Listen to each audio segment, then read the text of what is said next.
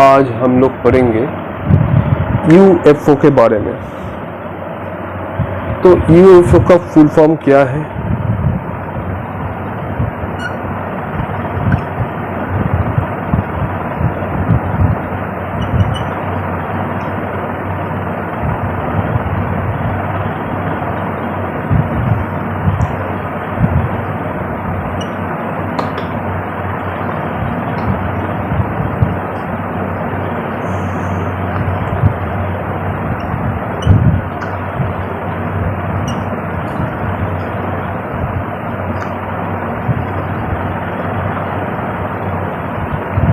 Unidentified flying object. तो UFO का full form क्या है? Unidentified flying object. जैसे हम लोगों ने बहुत लोगों ने सुना है कि यूएफओ का जो बेस कैंप है वो है यूएसए में, जो एरिया 51 में है। ओके, एरिया 51 में अगर है तो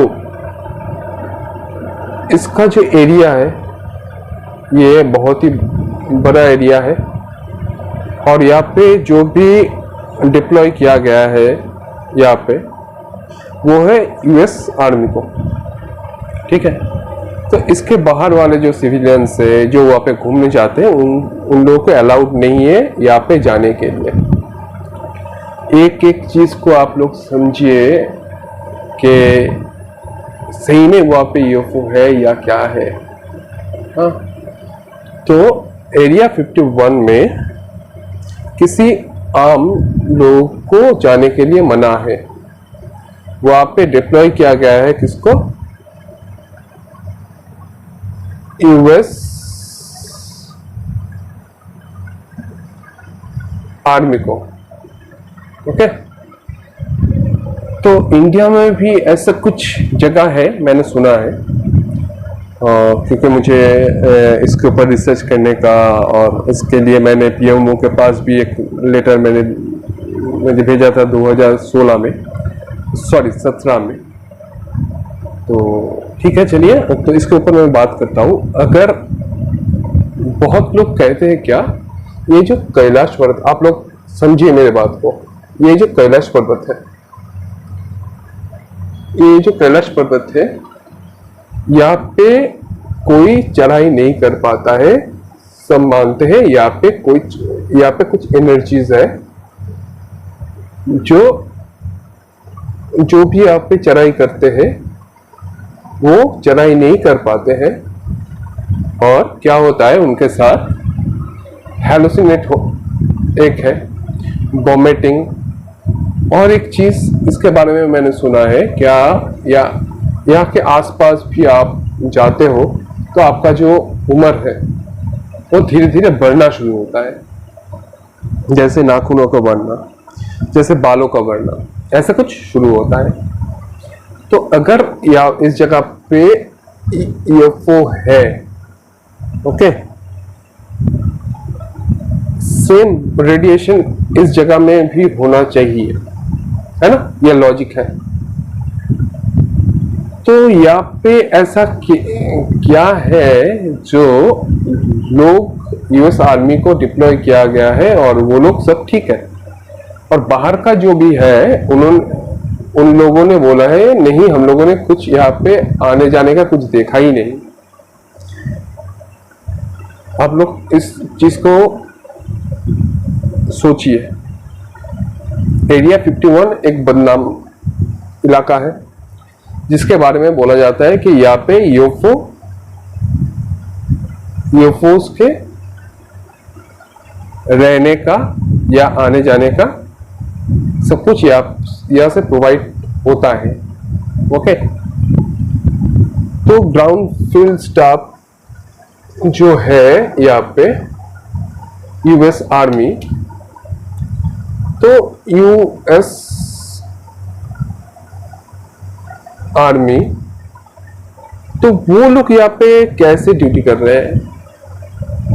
अगर कैलाश पर्वत में ये प्रॉब्लम हो रहे हैं कि आप लोगों को बता दिया क्या क्या प्रॉब्लम है। अभी तक कैलाश पर्वत पर कोई नहीं चढ़ पाया, लेकिन माउंट एवरेस्ट इससे भी ज्यादा ऊंचा है। हाँ, तो यहाँ पे सभी ने चढ़ाई की है। और यूएफओ का एक रूल्स मैं बता देता हूँ। यूएफओ या कोई भी ऐसे हमारे भारत में बहुत सारे एयरक्राफ्ट है जिसके अंदर होता है क्या,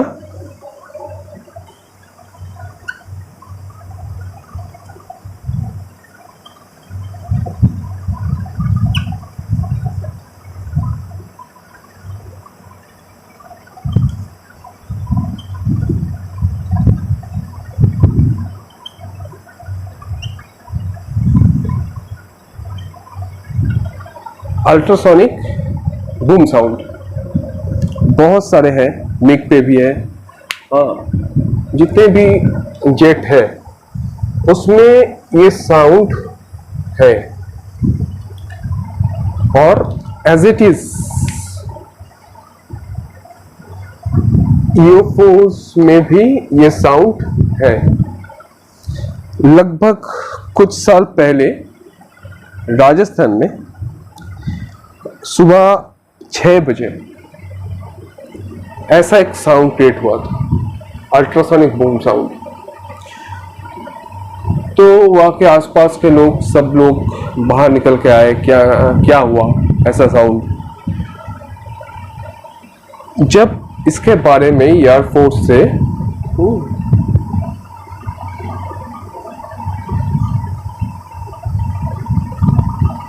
आईएएफ से जब पूछा गया कि कोई भी कुछ हुआ है यहाँ पे, उन लोगों ने बोला कि नहीं, यहाँ पे कुछ नहीं हुआ है। इंडियन एयरफोर्स को जब पूछा गया कि राजस्थान में ऐसा जो अल्ट्रासोनिक बूम साउंड जो हुआ था सुबह 6 बजे, तो कोई विमान वहां से जो फ्लाई किया है, तो उन्होंने डायरेक्ट बोल दिया कि नहीं, यहाँ से कोई विमान या फ्लाइट टेक ऑफ नहीं किया या लैंड भी नहीं की। इस यूएफओ में एज इट इज ऐसे ही साउंड होते हैं, जिसको कहा जाता है अल्ट्रासोनिक बूम साउंड। ओके, तो अल्ट्रासोनिक जो बूम साउंड है, कोई भी यूएफओ की जगह पे अगर वो हाइट में है, बहुत बहुत ज्यादा हाइट में है, तो कम हो जाता है साउंड। हाँ, लेकिन एक आवाज तो हो गई। वैसे एयरक्राफ्ट के साथ भी सेम रूल्स, कुछ कुछ प्लेन में ऐसा कुछ चीजें हैं, ऐसे ऐसे प्लेन है, एयरक्राफ्ट है जो अल्ट्रासोनिक बूम साउंड है उनके पास। वो जैसे उड़ान भरेंगे तो वो साउंड आएंगे। लेकिन राजस्थान में जो हुआ था कुछ साल पहले, उसका कोई एक्सप्लेनेशन है ही नहीं। आईएएफ ने सीधा मना कर दिया कि हमारे तरफ से कोई भी ऐसा कोई भी जेट विमान फ्लाई नहीं किया है, ना ही टेक ऑफ नहीं किया या लैंडिंग नहीं किया, सॉरी। तो बहुत सारी जगह में ऐसे यूएफओ साइटिंग हुआ है, तो उसके लिए एक साउंड क्रिएट भी उस जगह पे हुआ है। ओके, तो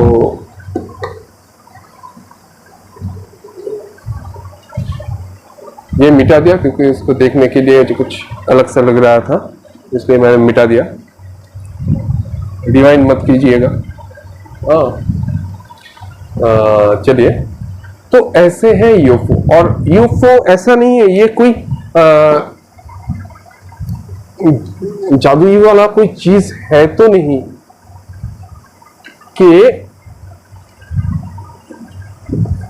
ये आते हुए और जाते हुए कोई ना देखे। और यूएफओ का लाइफ कुछ मेरी तरह से है भाई। ये जब भी निकलते हैं ना, सब लोग कुछ ना कुछ बोलते हैं, हाँ यूएफओ ऐसे ऐसे बहुत खराब चीज है। नहीं है भाई, हम लोग यूएफओ में ऐसे ही काम नहीं रहता, हमेशा तो काम नहीं करता हूँ। काम जब रहता काम करता हूँ, और बाकी टाइम थोड़ा सा घूमना फिरना तो बनता ही है ना, पता नहीं। चलिए शुरू करते हैं। ये है यूएफओ का एक चीज। यूएफओ के अंदर देखिए, ये ऐसे तो ये चल नहीं पाएगा, इंजीनियरिंग तो इसमें है। ओके, जैसे प्लेन में है, जैसे मान के चलिए काइट्स में भी है। ओके, ये भी तो उड़ते रहते हैं ना, इसके पास भी एक सिस्टम है, लॉ है फिजिक्स का। और एक पेपर के पास भी है, नॉर्मल पेपर्स, वो भी हवा में उड़ते हैं। जब नीचे का दबाव बढ़ जाता है और ऊपर का जो दबाव है वो घट जाता है, तो क्या होगा, ऊपर का दबाव जो है वो घट गया और नीचे का जो प्रेशर है वो ऊपर की तरफ है। तो क्या करेंगे, ये पेपर ऊपर की तरफ जाएंगे। बेसिक लॉ फिजिक्स का बेसिक लॉ है ये। एज इट इज इसका भी वही सिस्टम है, नॉर्मल। और कोई भी एयरक्राफ्ट, उसका भी सिस्टम सेम ही होता है। उसके सामने लगा होता है प्रोपेलर। प्रोपेलर का काम क्या होता है, ये रहा प्रोपेलर। ओके, ये जैसे घूमने लगते हैं तो इसका जो हवा का जो दबाव है वो पीछे धकेलता है हमेशा। क्या करते हैं, पीछे धकेलता है और प्लेन सीधा आगे की तरफ। ओके, और यही सिस्टम प्लेन में भी है कि आप लोगों ने प्लेन का अगर शेप देखा होगा विंग्स का, तो विंग्स का शेप हमेशा ऐसा क्यों होता है,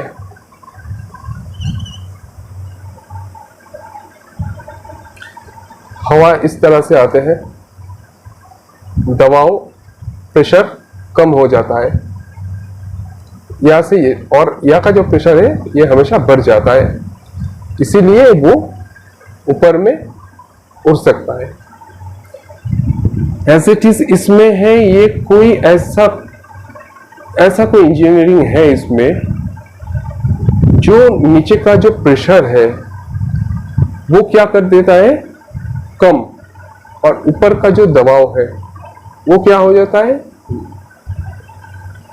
कम, और या का ज्यादा, नीचे का ज्यादा और ऊपर वाले हिस्से का कम, इसलिए ये फ्लाई कर सकता है। ऐसा कोई जादुई, जैसे आप लोगों ने सुना होगा रावण का एक पुष्पक रथ के बारे में। मैं तो मानता हूं उस वक्त भी ऐसे ही कुछ सिस्टम से वो काम करता है, क्योंकि हर चीज के लिए फिजिक्स की जरूरत है। जैसे मान के चलिए ड्रोन आपने देखा होगा, बहुत सारे ड्रोन्स है, उसका बहुत सारे नाम्स है। हाँ, जैसे क्वाडकॉप्टर है, हाँ, 8 कॉप्टर है, ऐसे करके बहुत सारे नाम है। जितने प्रोपेलर्स होंगे उतना उसको बोला जाता है। तो ड्रोन का सिस्टम भी वही है, यहाँ पे एक, यहाँ पे एक, यहाँ पे एक, यहाँ पे एक प्रोपेलर्स। वो क्या करता है, ऊपर का जो हवा है वो नीचे धकेलता है और ये ऊपर में फ्लाई करता है। मतलब यहाँ का जो प्रेशर है वो हमेशा बढ़ जाता है और ऊपर का जो है वो घट जाता है। इसी तरह से ये फ्लाइंग करता है। एज इट इज सेम चीज है इसके अंदर, और इतना पावरफुल कुछ है, इसलिए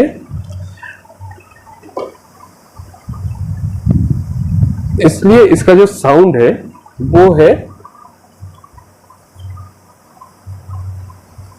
USBS, ultrasonic boom sound. Okay, short form होता है ये USBS। USBS यही होता है, अल्ट्रासोनिक बूम साउंड। इसका जो साउंड है वही है। हाँ, इसमें जो है इसका टेक्नोलॉजी बहुत ही अलग है, बहुत ही अलग है। ये आगे भी जा सकता है, ये पीछे भी जा सकता है, ये ऊपर की तरफ भी जा सकते हैं और ये नीचे की तरफ भी आ सकते हैं। तो ये हो गया यूएफओ का टेक्निकल चीज है। और ये भी मैंने बताया कि दोनों जगह पे एक एरिया 51, वहां पे सब लोग जा रहे हैं और कैलाश पर्वत पे कोई नहीं उठ पा रहे हैं। अगर वहां पे कैलाश पर्वत पे अगर यूएफओ होते, तो वहां पे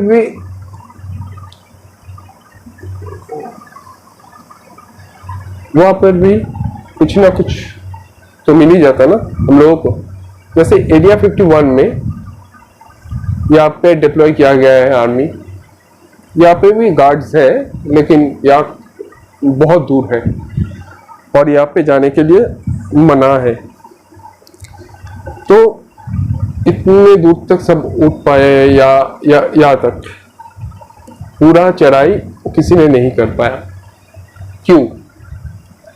एनर्जी अगर यहाँ पे भी यूएफओ है, यहाँ पे भी यूएफओ है, तो एक ही होना चाहिए था ना दोनों में, तो है नहीं दोनों। यहाँ पे आदमी जाते हैं जो भी ग्राउंड स्टाफ है, और यहाँ पे कोई आज तक चढ़ाई नहीं कर पाया। तो अगर आप लोगों का ये सेशन अच्छा लग रहा है तो सब्सक्राइब जरूर कीजिएगा और लाइक भी कीजिएगा। आज इतना ही, नमस्कार।